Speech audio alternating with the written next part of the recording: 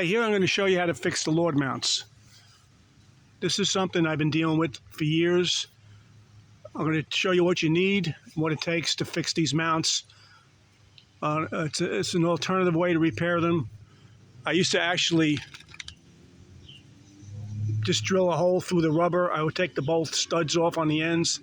I would drill a hole through the center and just use a nut and bolt. But then I just came up with this more recent repair, and I figured I'd share it with you. What you're going to need is basically 1032 rods. I buy them in a box from Amazon, and I cut them. You go ahead and cut them an inch long. That's what you're going to need. You're also going to need, as you can see, I got plenty of mounts through the years that are broke. So this is a long time coming. So the first thing I'll do is separate, get me the rubber piece from the center, and I drill it. I'm not sure what size drill it is. 21 drill, I think it is. And I drill the rubber. And what I do with that is basically I'll put it in a vise. So what I do is I'll put the rubber center portion of the Lord mount in 11/16 socket to hold it while I drill it. Try to get on center as best you can, although it's not super important.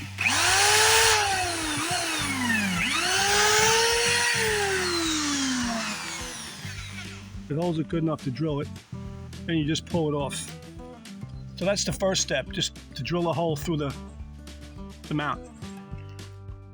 That was a number 12 drill I used, but you could use a number 10 if you don't have a number 12. And now what I do is I switch drills to a 29 drill, which is the tap drill for a 8/32 tap.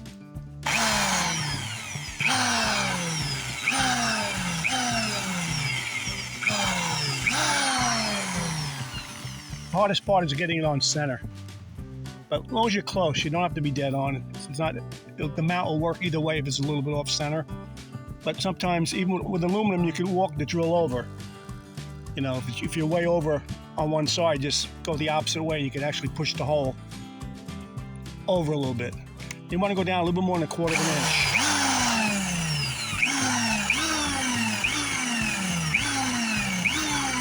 Yeah, I trigger it. I don't go crazy. You know.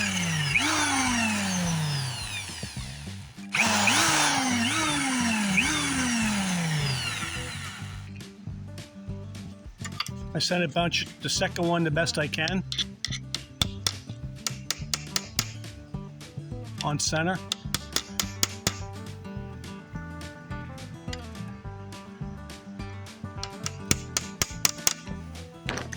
And now I'll drill this one a little bit more than 1/4 inch also. Then I'll take a 8/32 tap. Now this has the starter threads on it. I'm just going to use this to initially start the threads, and then I'm going to switch over to another 8/32 tap I have, because the threads start closer to the end, but this tap will not start the threaded hole. So you probably can get away with just using the one, but I do both steps. So after simply drilling and tapping the hole, time to put it together. Pretty simple. I'll screw the stud into the metal part of the mount. And being that I made the hole tight on the rubber with that number 12 drill, I just screw that right on just like that. And then I take the other side I drilled and tapped, again, about 1/4 inch down. You don't want to go too far, because you go into the threaded portion of the stud, which you could do it, but it's stronger if you don't. And mind you, this is not a total rubber isolation mount anymore. Now it's more or less got the stud supporting it. It should never break again.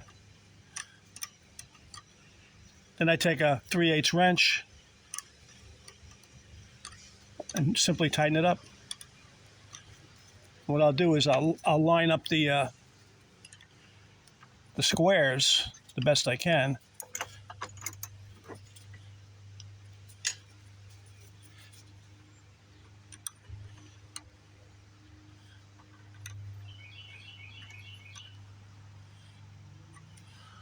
And that's all she wrote. And also, before I put the studs on, I'll take a die and clean up the threads with a 5/16 18 die.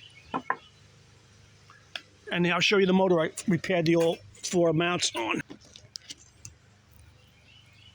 All 4 of these were repaired just the way I showed you. It takes, once you do a few, it's not too bad. You gotta have a sharp drill when you drill those studs, though.